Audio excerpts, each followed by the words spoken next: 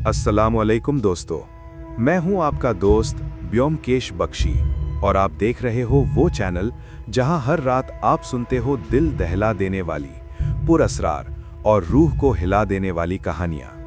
अगर आपको अंधेरा पसंद है, अगर खामोशी आपको बेचैन करती है, तो सब्सक्राइब करना ना भूलें। और चलिए बिना वक्त ज़ाया किए आज की कहानी शुरू करते हैं। मेरा नाम साहिर कुरैशी है। शहरे लाहौर की धुंध भरी गलियों ने मैंने अपनी जिंदगी का ज्यादा हिस्सा इंसानी जहन के अंधेरों और जुर्म की उलझी हुई गुत्थियों को सुलझाते हुए गुजारा है। मेरे लिए हर केस सिर्फ एक मुकदमा नहीं होता, बल्कि एक खेल होता है, एक ऐसी चैलेंज जो मेरे दिमाग को जिंदा रखती है और मुझे उस खामोश अंधेरे से दूर रखती है जो अक्सर मुझे अपनी तरफ खींचता रहता है। ये बात है 1903 की। सर्दी की एक सख्त सुबह। मॉडल टाउन के इस घर में धुंध इतनी घनी थी कि मेरी खिड़की से बाहर सिर्फ सफ़ेदी ही सफ़ेदी नजर आ रही थी। ऐसा लग रहा था जैसे शहर खुद अपनी सांस रोककर किसी अनजाने राज को छुपा रहा हो। मैं अपने कमरे में बैठा था। मेरे सामने चाय का कप रखा था जो कब का ठंडा हो चुका था। हाथ में एक किताब थी जिसे मैं सिर्फ नाम के लिए पढ़ रहा था। मेरे सामने वाली कुर्सी पर मेरा दोस्त और साथी डॉक्टर जुनैद रहमान बैठा था। वो अपनी डायरी में कुछ लिख रहा था। उसकी कलम की हल्की खरखर कमरे की इखलौती आवाज थी। तभी ठक ठक ठक दरवाजे पर दस्तक हुई। मैंने किताब बंद की और जुनैद की तरफ देखा। उसने अपनी भौहें ऊपर उठाईं, जैसे कह रहा हो, लगता है एक नया राज दरवाजे पर खड़ा है। दरवाजा खुला। हमारी घर मालिका बेगम हमीदा एक अजनबी शख्स को अंदर ले आईं। वो कदावर था, उम्र लगभग 50 साल, चेहरा परेशानी और खौफ से भरा हुआ। उसने भूरा ओवरकोट पहना था जो बारिश से भीग चुका था। हाथ में एक टोपी थी जिसे वो बार बार मसल रहा था, जैसे उसके हाथ भी बेचैन हों। सिर्फ एक नज़र में मैंने उसकी कहानी का अंदाज़ा लगा लिया। एक अमीर देहाती साहिब, शायद पंजाब के किसी दूर दराज इलाके से, जो किसी गहरे और ख़तरनाक मसले में फंस चुका था। मिस्टर साहिर, उसने लरसती हुई आवाज़ में कहा।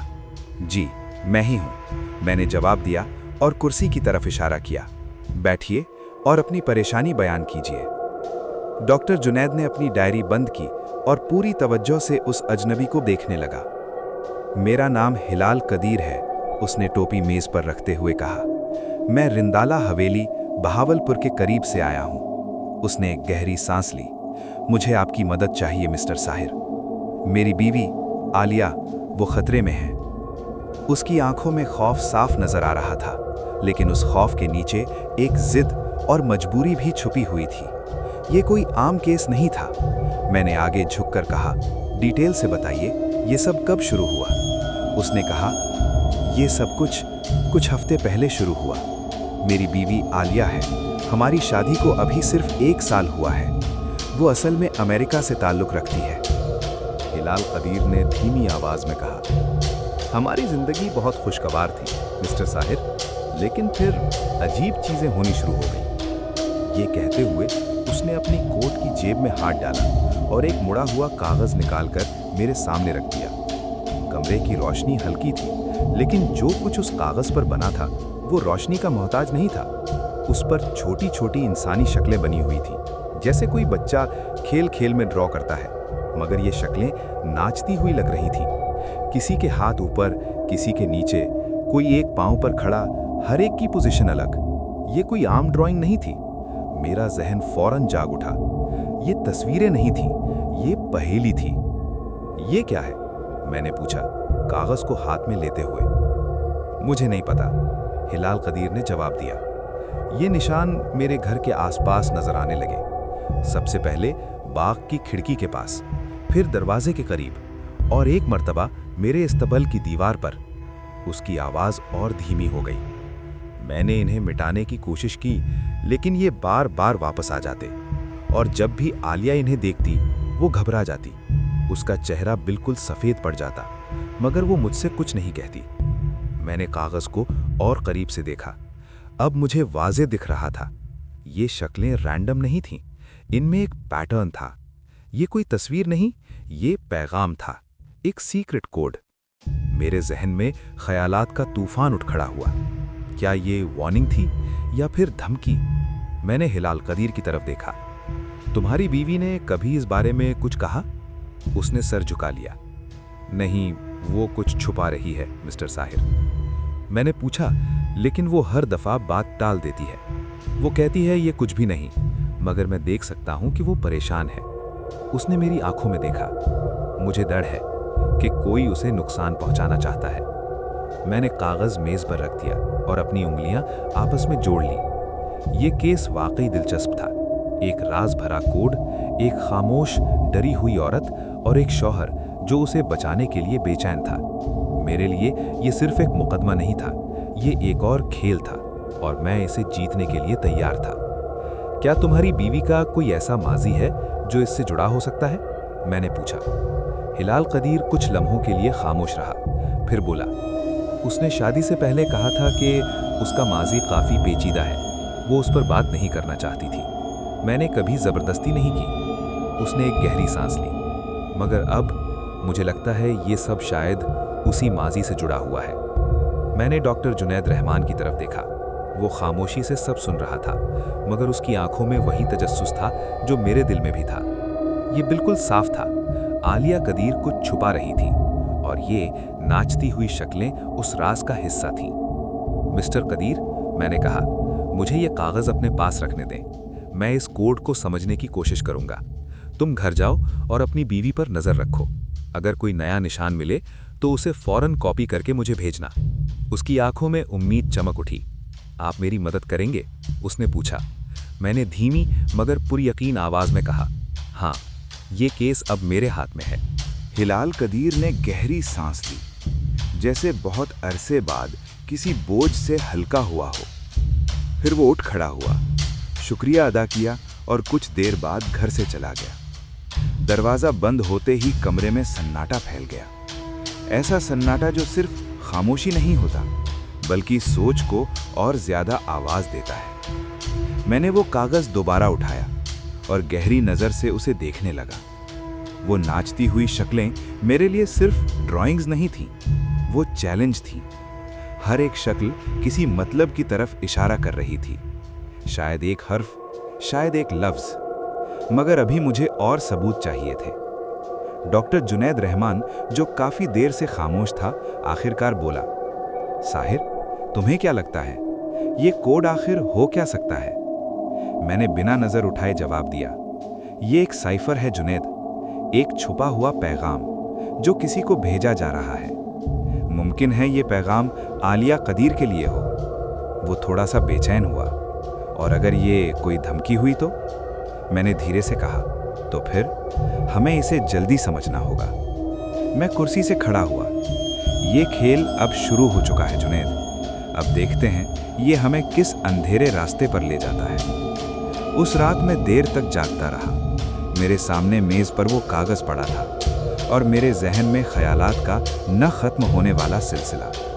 वो शक्लें मेरी आंखों के सामने नाच रही थीं। ऐसा लग रहा था जैसे वो मुझसे कह रही हूँ, अगर सच तक पहुँचना है तो पहले हमारी जुबान समझनी होगी। ये केस जितना सीधा लग रहा था, असल में उतना था नहीं। मुझे यकीन था कि इसके पीछे कोई गहरी साजिश छुपी हुई है। हिलाल कदीर के जाने के बाद मॉडल टाउन का मेरा छोटा सा कमरा फिर से खामोश था, मगर मेरा दिमाग बिल्कुल भी पुरसुकून नहीं था। वो कागज़ जिस पर नाचती हुई इंसानी शक्लें बनी थीं, मेज़ पर पड़ा था और मेरी नज़र बार बार उसी की तरफ खिंची जा रही थी। ये कोई आम तस्वीरें नहीं थीं, ये एक कोड था, एक सीक्रेट मैसेज जो किसी के लिए लिखा गया था। और मेरा अंदाज़ा था कि वो कोई सिर्फ और सिर्फ आलिया कदीर ही हो सकती है। मगर सवाल ये था, ये पैगाम कह क्या रहा था और इसे भेजने वाला आखिर कौन था? मैंने अपनी कुर्सी मेज़ के और करीब खींच ली और लैंप की पीली रोशनी में उसे फिर से देखा। हर शक्ल अपनी अलग मुद्रा में थी, किसी के हाथ ऊपर, किसी के नीचे, कोई एक पांव पर खड़ा और कुछ के पास छोटे छोटे झंडे बने हुए थे। ये बिल्कुल वाज़ेह था, ये सब एक पैटर्न में था। मेरे लिए ये एक पहेली थी और मैंने अपनी ज़िंदगी में कई पहेलियां हल की थीं, मगर इस दफ़ा कुछ अलग था। इस कोड में एक अजीब सी पुरअसरार कशिश थी और इसके पीछे छुपी कहानी मुझे धीरे धीरे और गहराई में खींच रही थी। डॉक्टर जुनैद, जो कब से अपनी नोटबुक में कुछ लिख रहा था, आखिरकार रुक गया। उसने कलम रखी और कहा, साहिर, तुम्हें क्या लगता है, क्या ये कोड वाकई इतना अहम है या फिर ये बस किसी का मजाक है? मैंने उसकी तरफ देखा और हल्की सी मुस्कुराहट के साथ कहा, जुनैद, अगर ये मजाक होता तो हिलाल कदीर इतनी दूर से इतनी परेशानी के साथ मेरे पास नहीं आता। उसकी बीवी का डर वो बनावटी नहीं था। नहीं, ये कोड कुछ सीरियस है, शायद एक वार्निंग, शायद एक धमकी। लेकिन इसे समझने के लिए, इसे सुलझाने के लिए तुम्हें और मालूमात चाहिए होंगी, डॉक्टर जुनैद रहमान ने कहा। बिल्कुल, मैंने जवाब दिया, और मुझे यकीन है कि वो मालूमात जल्दी ही मिलने वाली है। मैंने कागज एक तरफ रख दिया और अपनी पाइप निकाली। तंबाकू की महकती हुई खुशबू मेरे जहन को सुकून देती थी और मुझे सोचने में मदद करती थी। मैंने पाइप जलाई, धीरे धीरे धुआं हवा में फैला और मैं अपने ख्यालात तरतीब देने लगा। सबसे पहले मुझे ये समझना था कि ये कोड किस किस्म का है। क्या ये एक सिंपल साइफर था जहां हर शक्ल एक हर्फ को जाहिर करती हो, या फिर ये कुछ ज़्यादा पेचीदा था? और अगर ये साइफर है तो इसे समझने के लिए मुझे चाहिए थे ज़्यादा पैगाम, ज़्यादा शक्लें, ज़्यादा सबूत। मैंने जहन में हिलाल कदीर की बातें दोहराईं। उसने कहा था कि ये तस्वीरें उसके घर के आसपास नजर आने लगी थी, खिड़कियों पर, दरवाजों पर, दीवारों पर, और हर दफ़ा जब आलिया इन्हें देखती वो डर जाती। ये बिल्कुल साफ था, वो इन निशानों का मतलब जानती थी, मगर फिर भी उसने अपने शोहर को कुछ नहीं बताया। क्यों? क्या वो किसी और को बचाना चाहती थी या फिर खुद को? फिर एक और सवाल मेरे जहन में उभरा। हिलाल कदीर ने कहा था कि आलिया का माजी काफ़ी पेचीदा है। क्या ये कोड उसे माजी से जुड़ा हुआ था? शायद कोई ऐसा शख्स जो उसे पहले से जानता हो, जो अब उसे ढूंढ रहा हो।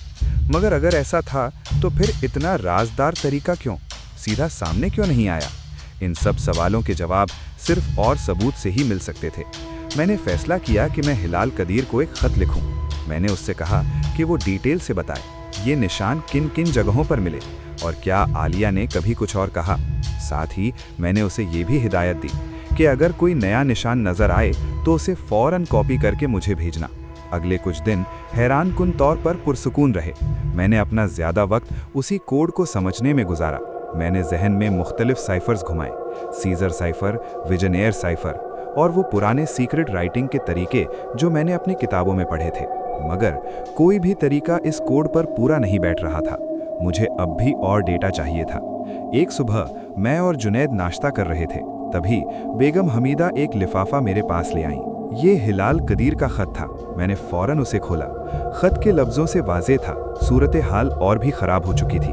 उसने लिखा था कि पिछले कुछ दिनों में और निशान सामने आए थे, एक मर्तबा बाग की बेंच पर और एक मर्तबा घर के मेन दरवाजे पर।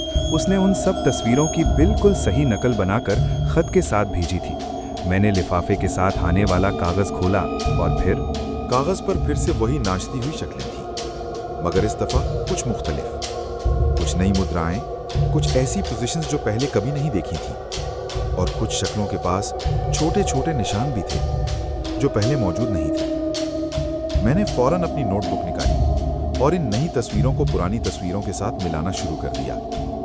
अब तस्वीर बिल्कुल साफ होती जा रही थी। ये कोई अलग अलग निशान नहीं थे, ये एक सिलसिला था, एक ऐसा पैगाम जो धीरे धीरे पूरा हो रहा था। डॉक्टर जुनैद रहमान मेरी तरफ देखने लगा। साहिर, क्या तुम्हें कुछ समझ आया? थोड़ा थोड़ा, मैंने जवाब दिया। ये एक साइफर है जुनैद, और मुझे लगता है मैं इसे सुलझाने के करीब पहुंच चुका हूं। उसकी आवाज में फिक्र थी। और अगर तुम इसे सुलझा ना पाए तो? मैंने उसकी तरफ देखा और हल्की सी मुस्कुराहट के साथ कहा, जुनैद, अब तक कोई भी पहेली मुझसे नहीं जीत सकी। ये कोड भी आखिरकार मेरे सामने झुकेगा। उस दिन मैंने अपने सारे और काम एक तरफ रख दिए, सिर्फ इस कोड पर तवज्जो थी। मैंने हर शक्ल को अलग अलग लेटर से जोड़ने की कोशिश की, कभी ए, कभी ई, कभी एस। फिर एक और ख्याल आया, हो सकता है ये कोड किसी खास जुबान में हो, इंग्लिश या फिर कोई और जुबान जो आलिया के माजी से जुड़ी हो। मैंने अपनी नोटबुक में हर मुमकिन पैटर्न लिखा और फिर उन्हें एक एक करके चेक करता रहा। शाम ढल चुकी थी और रात तक मैंने कुछ प्रोग्रेस कर ली थी। अब मुझे लग रहा था कि ये एक सिंपल सब्स्टिट्यूशन साइफर है, जहां हर एक शक्ल एक एक लेटर को रिप्रेजेंट करती है। मगर असली मसला अभी बाकी था। मुझे ये समझना था कि कौन सी शक्ल कौन सा लेटर है, और इसके लिए मुझे चाहिए था एक स्टार्टिंग पॉइंट, एक ऐसा लफ्ज जिसका अंदाजा मैं लगा सकूं। मैंने हिलाल कदीर का खत दोबारा पढ़ना शुरू किया। उसने लिखा था कि जब भी आलिया इन तस्वीरों को देखती वो डर जाती। इसका मतलब बिल्कुल साफ था, वो इनका मतलब जानती थी, और अगर वो जानती थी तो फिर ये पैगाम उसे के लिए ही था। मेरे जहन में एक लफ्ज उभरा, आलिया। एक छोटा सा नाम। अगर मैं इस नाम को कोड में ढूंढ पाता तो शायद यही मेरी पहली चाबी होती। मैंने नई तस्वीरों को फिर से देखा और कुछ शक्लों को ALIYA से जोड़ने की कोशिश की, मगर यह इतना आसान नहीं था। मुझे और पैगाम चाहिए थे। मैंने फैसला किया कि मैं हिलाल कदीर को फिर से लिखूंगा और उससे और मालूमात हासिल करूंगा। मगर उस रात जब मैं अपने कमरे में अकेला बैठा था, मेरे दिल में एक अजीब सी बेचैनी थी। मुझे महसूस हो रहा था कि वक्त बहुत तेज गुजर रहा है, और अगर मैं इस कोड को जल्दी सुलझा ना पाया तो कुछ बहुत बुरा होने वाला है। मैंने खुद से कहा, साहिर सब्र रखो। मगर मेरे दिल के अंदर एक आवाज़ थी जो बार बार कह रही थी, ये केस जितना सीधा लग रहा है, असल में उससे कहीं ज़्यादा खतरनाक है। हिलाल कदीर के दूसरे खत के बाद ये बेचैनी और गहरी हो गई थी। मॉडल टाउन का मेरा कमरा, जो हमेशा मुझे सुकून देता था, अब जंग का मैदान बन चुका था। मेरी मेज़ पर कागज़ बिखरे हुए थे, नाचती हुई शक्लें, उनकी नकलें, मेरी हैंड रिटन नोट्स और वो तमाम मुमकिना अंदाजे जो मैंने इस कोड को समझने के लिए लिखे थे। मैंने कई रातें इन तस्वीरों के साथ गुजारी थीं, मगर अभी तक वो चाबी मेरे हाथ नहीं लगी थी जो इस राज के ताले को खोल सकती। फिर भी हर गुजरते दिन के साथ मुझे ये एहसास होता जा रहा था, ये केस अब सिर्फ एक पहेली नहीं रहा, ये वक्त के खिलाफ दौर बन चुका था। उस सुबह जब मैं अपने कमरे में बैठा था, डॉक्टर जुनेद रहमान मेरे पास आया। उसने मेज पर बिखरे हुए कागज देखे और धीमी आवाज में कहा, साहिर, तुम पिछले कई दिनों से इसी में उलझे हुए हो। क्या तुम्हें वाकई लगता है कि ये कोड इतना अहम है?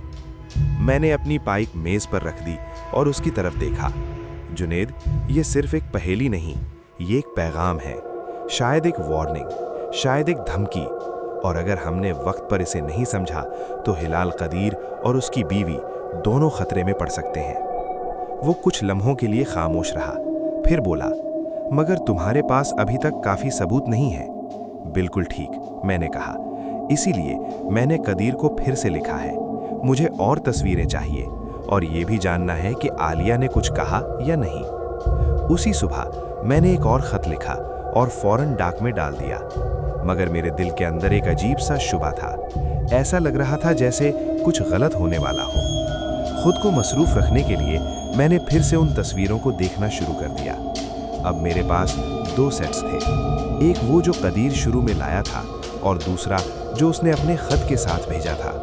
मैंने दोनों एक साथ रख दिए और उनके दरमियान पैटर्न्स ढूंढने लगा। घंटों में इसी काम में घिरा रहा, हर शक्ल को अलग अलग लेटर्स से जोड़ने की कोशिश, कभी नाम से शुरुआत, कभी किसी खास लफ्ज से, आलिया, कदीर, मगर हर दफा मेरा अंदाजा अधूरा रह जाता।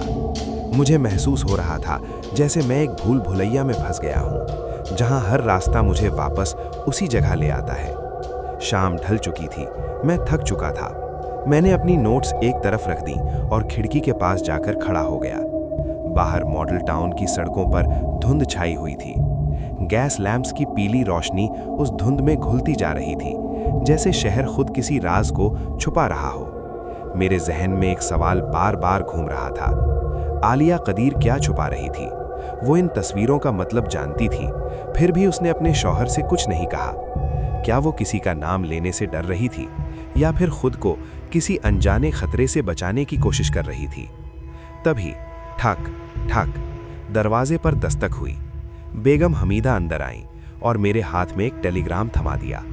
मैंने उसे फौरन खोला और पढ़ना शुरू किया। यह हिलाल कदीर का पैगाम था, मगर जैसे ही मेरी नज़र उसकी चंद सतरों पर पड़ी, मेरे दिल की धड़कन तेज हो गई। उसने लिखा था, मिस्टर साहिर, हालात और भी बिगड़ गए हैं। कल रात एक और तस्वीर नजर आई, इस दफा मेरे बेडरूम की खिड़की के बाहर। आलिया तस्वीर देखते ही बेहोश हो गई। वो अभी तक कुछ भी बताने को तैयार नहीं थी, मगर मुझे महसूस हो रहा था वो बहुत ज्यादा डरी हुई थी। हिलाल कदीर ने लिखा था, मैंने इस तस्वीर की नकल बनाकर आपको भेज दी है, मेहरबानी करके जल्दी कीजिए। मैंने टेलीग्राम डॉक्टर जुनैद रहमान को दे दिया और कहा, पढ़ो जुनैद, अब ये बिल्कुल साफ था, हम वक्त के खिलाफ दौर में फंस चुके थे। जुनैद ने पैगाम पढ़कर मेरी तरफ देखा। उसका चेहरा सख्त हो चुका था। साहिर, हमें वहां जाना चाहिए। अगर आलिया खतरे में है तो हम कुछ भी ना करके नहीं बैठ सकते। मैंने गहरी सांस ली। साबिर, जुनैद, मैंने कहा, अभी हमें यह भी नहीं पता कि खतरा असल में है क्या। मुझे पहले इस कोड को समझना होगा। लेकिन हाँ, मैंने रुककर कहा, अगर अगला पैगाम और ज्यादा खौफनाक हुआ तो हम नॉर्थ के इलाके खुद जाएंगे। अगली सुबह एक और खत आया। ये फिर से हिलाल कदीर का था और इसके साथ एक नई तस्वीर। जैसे ही मैंने उसे खोला, मुझे फौरन एहसास हो गया, ये पहले से बिल्कुल मुख्तलिफ थी। इस दफ़ा शक्लें ज़्यादा पेचीदा थीं, कुछ के साथ छोटे छोटे ट्रायंगल्स बने हुए थे और कुछ की मुद्रा ऐसी थी जो मैंने पहले कभी नहीं देखी थी।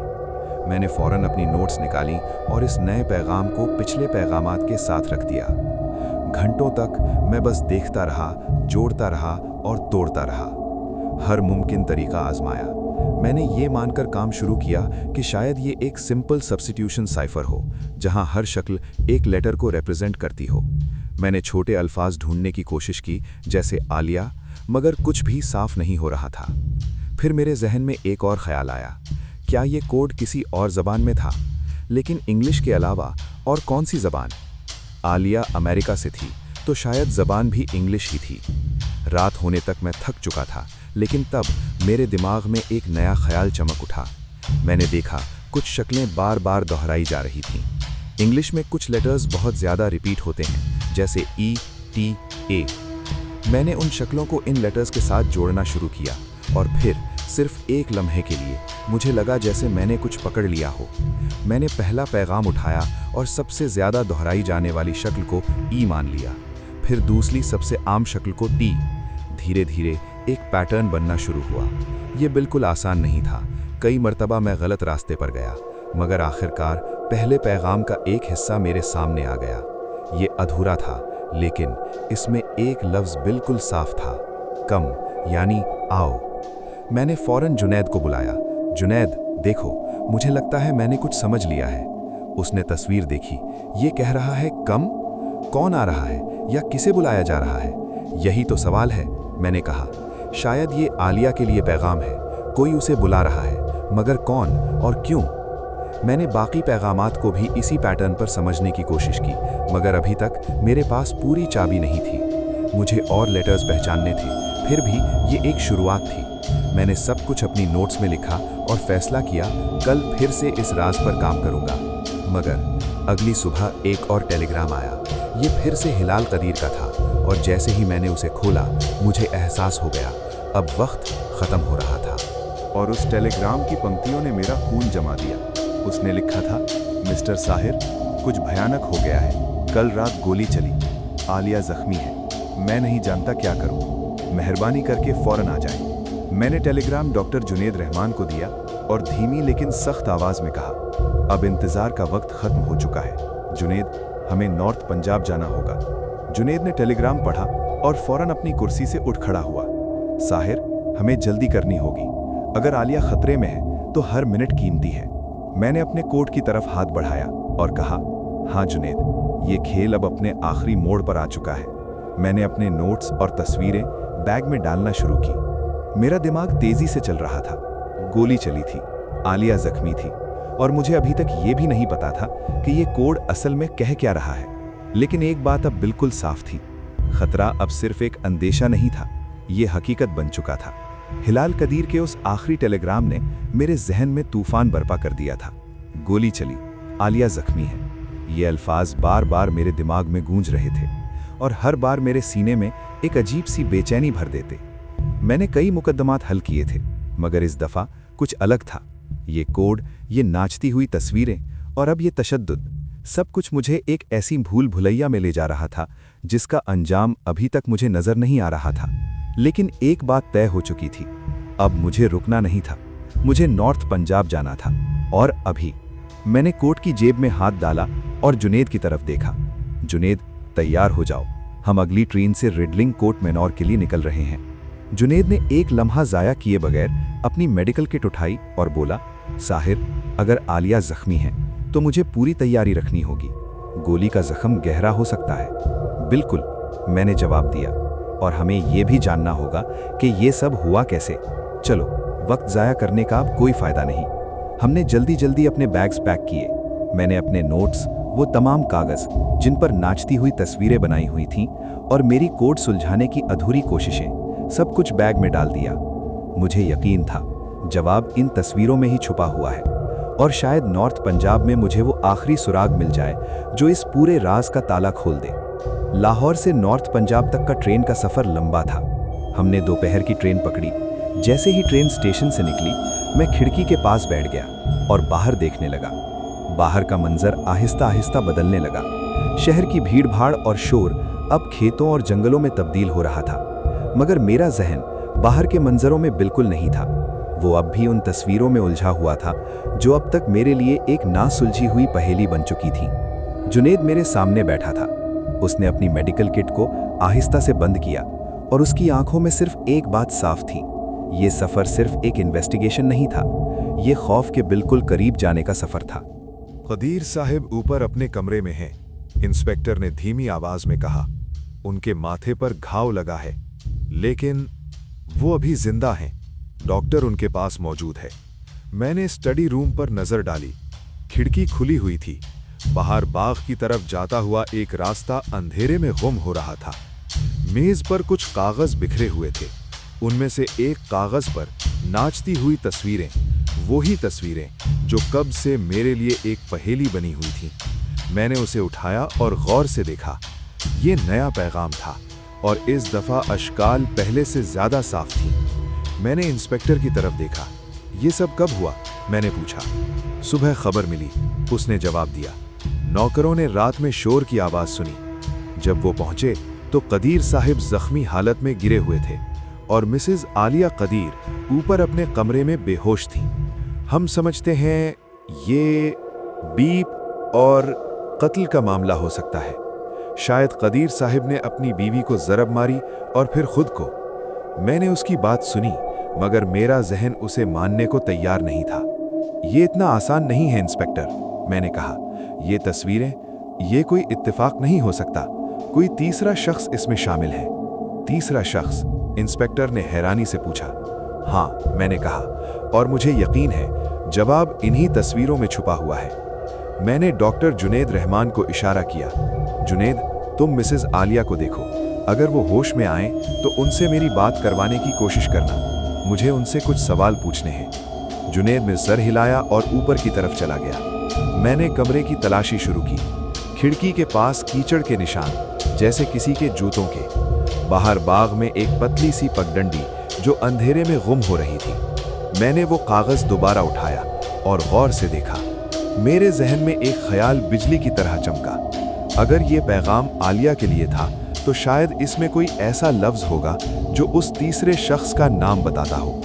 मैंने अपने नोट्स निकाले और नए पैगाम को पुराने पैगामात के साथ मिलाना शुरू किया।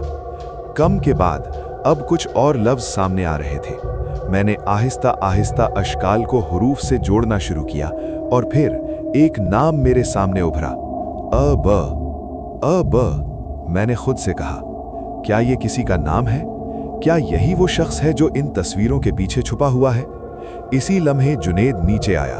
उसका चेहरा बिल्कुल पीला पड़ चुका था। साहिर, उसने कहा, मिसेस आलिया होश में नहीं है। डॉक्टर कह रहे हैं उनकी हालत बहुत नाजुक है, शायद वो बच ना पाए। मैंने उसे देखा और धीमी आवाज में कहा, फिर हमें और तेज काम करना होगा। जुनेद, ये खेल अभी खत्म नहीं हुआ। रिडलिंग कोट मैनर की वो रात मेरे लिए जैसे वक्त थम गया हो।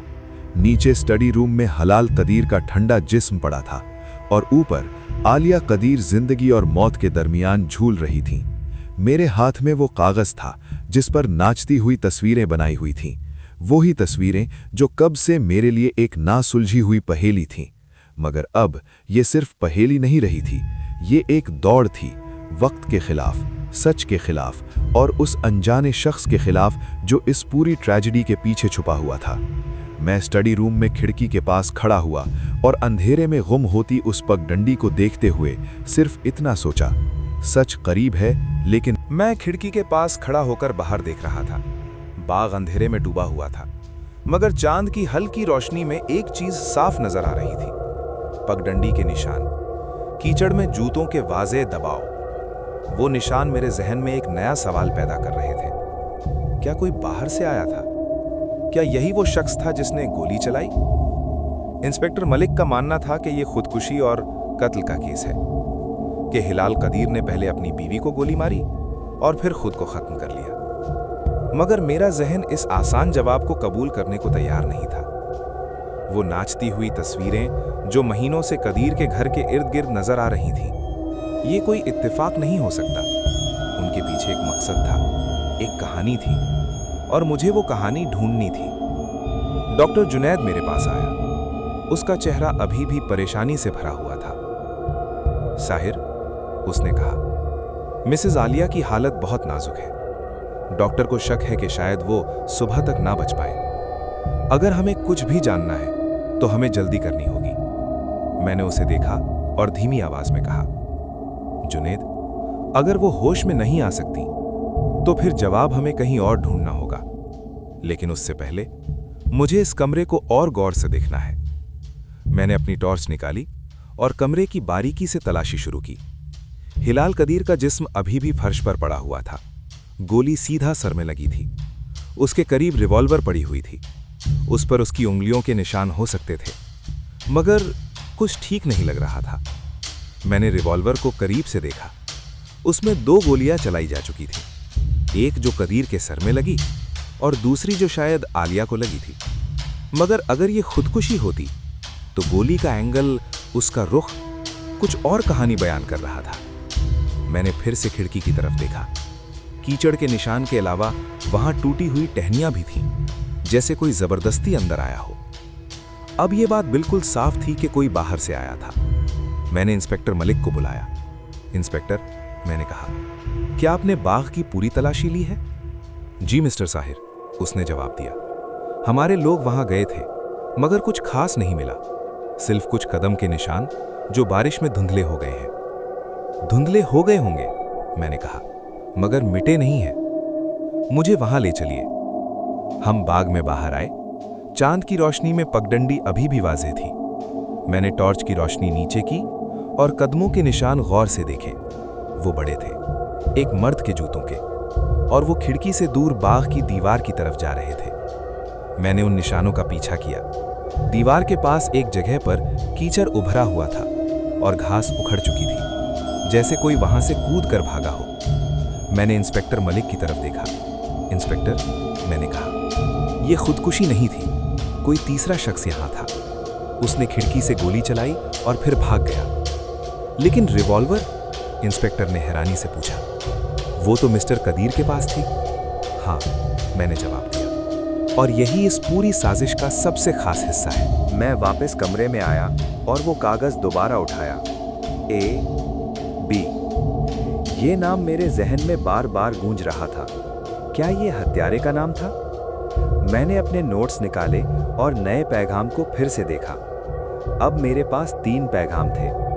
पहला, जो कदीर ने शुरू में लाया, दूसरा जो उसने पत्र में भेजा, और ये तीसरा जो मुझे अभी मिला था। मैंने तीनों को साथ रखा और कोड को सुलझाने की कोशिश की। पहले ही मैंने E और T जैसे हुरूफ पहचान लिए थे। अब मैंने A और S को भी जोड़ा। धीरे धीरे लफ्ज उभरने लगे। पहले पैगाम में कम, दूसरे में कुछ और लफ्ज A.B. स्लाइन, और तीसरे में कम नाउ। मैंने सब कुछ अपने नोट्स में लिख लिया। A.B. स्लाइन, क्या ये एक नाम था? मैंने वॉटसन को बुलाया। वॉटसन, सुनो, मैंने कहा, मुझे लगता है मैं कोड के करीब पहुंच रहा हूं। ये नाम A.B. स्लाइन, तुम्हें कुछ याद आता है? वॉटसन ने सोचा और फिर कहा, नहीं होम्स, लेकिन ये नाम अमेरिकन लगता है और एल्सी तो अमेरिकन थी। शायद ये उसके पास्ट से जुड़ा है। बिल्कुल, मैंने कहा, मुझे भी यही लगता है। ये ए.बी. स्लाइन वो शख्स था जो एल्सी को जानता था और वो उससे कॉल कर रहा था, कम नाउ। लेकिन जब एल्सी नहीं आई, उसने ये कदम उठाया। मैंने इंस्पेक्टर सईद को ये बात बताई। इंस्पेक्टर, हमें इस ए.बी. स्लाइन को ढूंढना होगा। शायद ये अमेरिकन है और शायद रीसेंट नॉर्फोक में आया हो। क्या आप अपने लोगों से पूछ सकते हैं, किसी ने कोई अजीब शख्स देखा हो? इंस्पेक्टर ने सिर हिलाया। ठीक है मिस्टर होम्स, मैं अभी अपने लोगों को भेजता हूं। जब इंस्पेक्टर गया, मैंने वॉटसन से कहा, अब हमें एल्सी से बात करनी होगी। अगर वो होश में आई, शायद वो हमें ए.बी. स्लाइन के बारे में कुछ बता सके। वॉटसन ने कहा, मैं ऊपर जाकर देखता हूं, लेकिन होम्स, उसकी हालत बहुत खराब है। वॉटसन ऊपर गया और मैं फिर से कमरे में अकेला रह गया। मेरे नोट्स में बार बार लफ्ज दिख रहा था, कम ए.बी. स्लाइन, कम नाउ। ये साफ था, ये एक सिलसिला था। ए.बी. स्लाइन एल्सी को बुला रहा था, लेकिन क्यों? और उसने ये हिंसा क्यों की? तभी वॉटसन वापस आया। उसकी आंखों में एक अजीब सी चमक थी। होम्स, उसने कहा, एल्सी होश में आ गई हैं। वो बहुत कमज़ोर हैं, लेकिन उन्होंने कुछ कहा। मैंने सिर्फ एक नाम सुना। उसने धीमी आवाज़ में कहा, ए.बी. और फिर वो फिर से बेहोश हो गई। मैंने अपनी मुट्ठी भींच ली। ए.बी. ये वही शख्स था जो इन तस्वीरों के पीछे था, और अब हमें उसे ढूंढना होगा। उस रात इंस्पेक्टर सईद के लोग पूरे इलाके में फैल गए।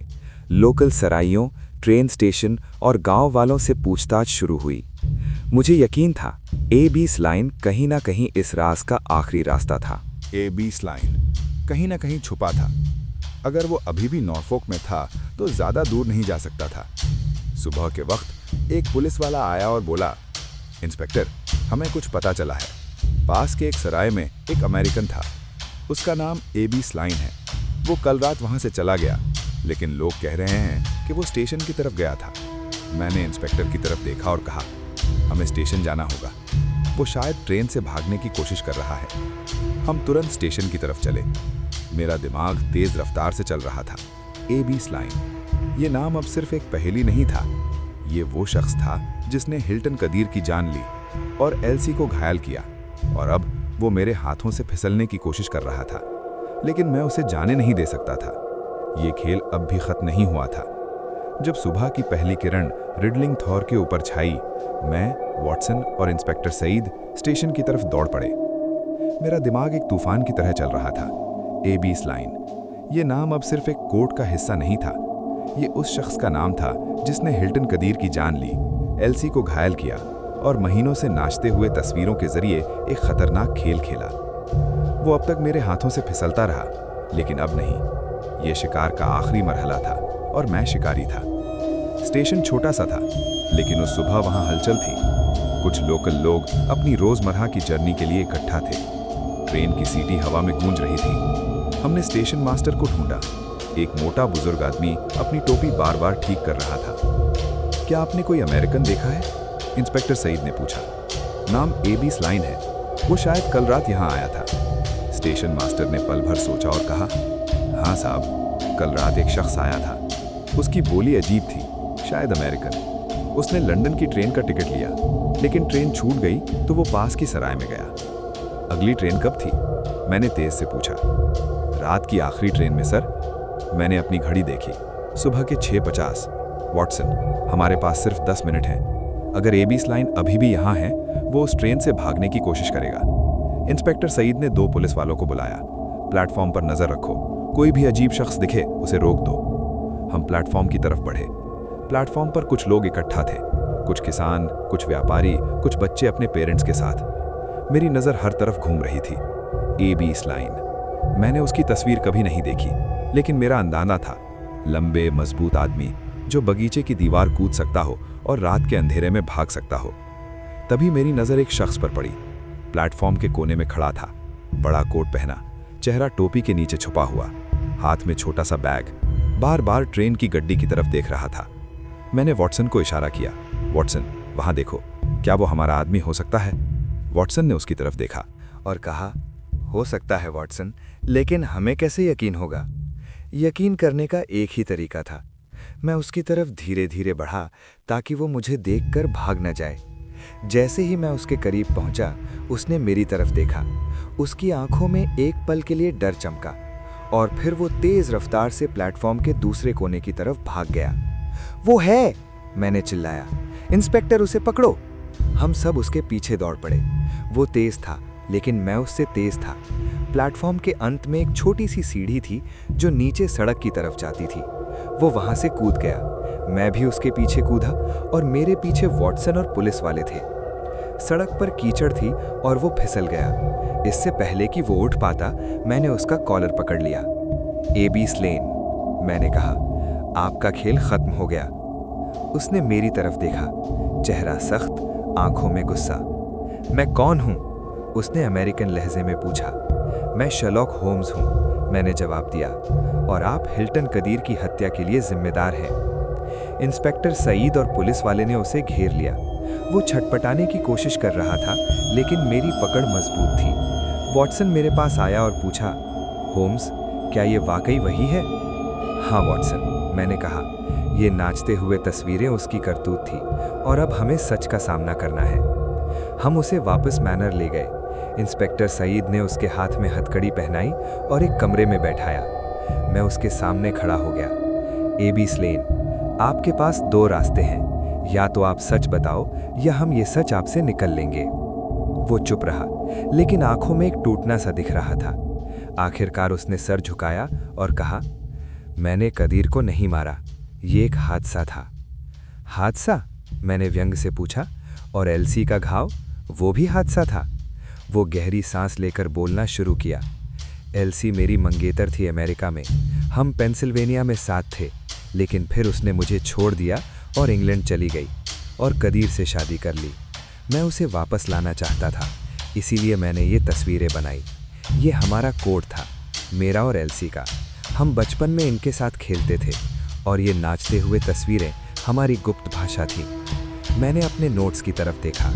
कम कम नाउज, ये सच था। और जब वो मेरे पास नहीं आई तो मैं गुस्से में था। मैं उस रात मैनर के बाहर इंतजार कर रहा था। मैंने खिड़की से देखा, वो और कदीर अंदर थे। मैं बस उसे डराना चाहता था। मेरे पास रिवॉल्वर थी। मैंने खिड़की से गोली चलाई, सिर्फ हवा में, लेकिन कदीर बाहर आ गया।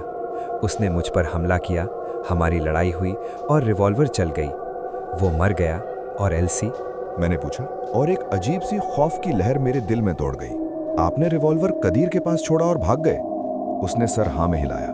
हाँ, मुझे नहीं पता एल्सी को गोली कैसे लगी। शायद वो कमरे में आई और दूसरी गोली लग गई। उसकी बातें सुनते हुए कुछ सच लग रहा था और कुछ में झूठ की बू थी। मैंने इंस्पेक्टर सईद की तरफ देखा। इंस्पेक्टर, इसे हिरासत में ले जाओ, हमें और सबूत चाहिए।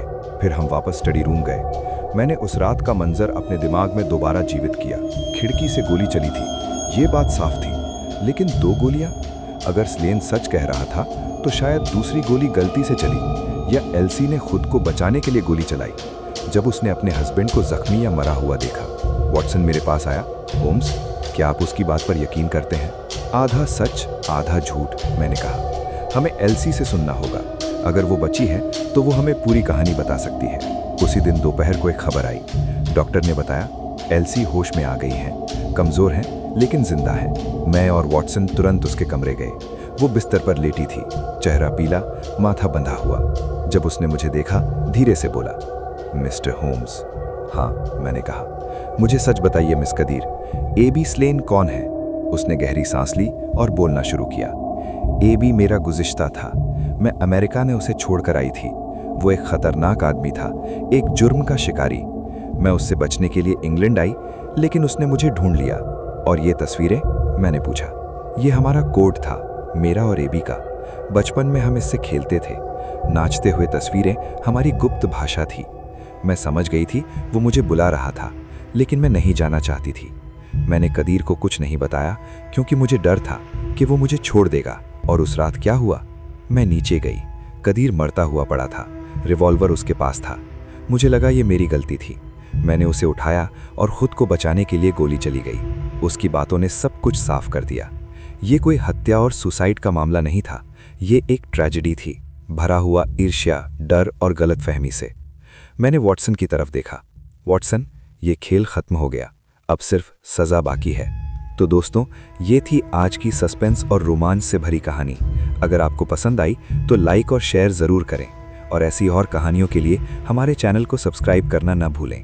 फिर मिलेंगे एक नई रात में एक नई कहानी के साथ। तब तक के लिए शुभ रात्रि। आपका अपना ब्योमकेश बख्शी।